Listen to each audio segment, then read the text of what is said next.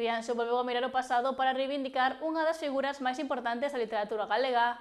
A vila homenaxeou a Castelao coincidindo co 140 aniversario do seu nacemento, nun acto institucional cargado de simbolismo e memoria colectiva.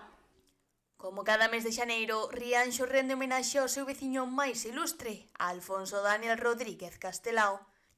Este ano, a conmemoración adquiriu un significado especial ao cumprirse 140 anos do seu nacemento. Estamos aquí por necesidade, pola necesidade de volver continuamente a Castelao, á súa obra e ao seu pensamento, máis se cabe nestes tempos que vivimos.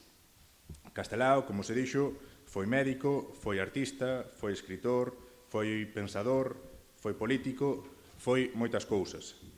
Porén, o común a todas e cada unha destas facetas do rianxeiro é a maneira na que as exerceu, cun inquebrantable compromiso pola defensa das clases populares de Galicia e do seu tempo e dende a defensa do dereito do pobo galego a elixir o seu propio destino. Na homenaxe participaron figuras políticas, como é o caso do alcalde do municipio Julián Bustelo ou o deputado provincial Antonio Leira, quen definiu a Castelao como a conciencia moral de Galicia e salientou a súa vixencia como referente ético e colectivo do país.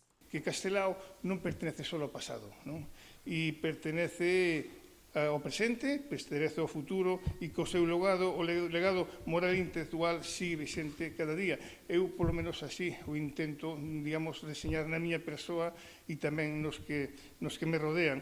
Destacou tamén a súa defensa firme da lingua galega, entendida como unha maneira de sentir e de estar no mundo, así como o papel fundamental que desempeñou durante o exilio, mantendo viva a chama da galeguidade fora das fronteiras. El sabía como naide que a lingua, pois, bueno, é un sentir que está en cada un de nós, non? E que realmente foi o que fixo posible a nosa existencia e sigue sendo a nosa existencia como pobo.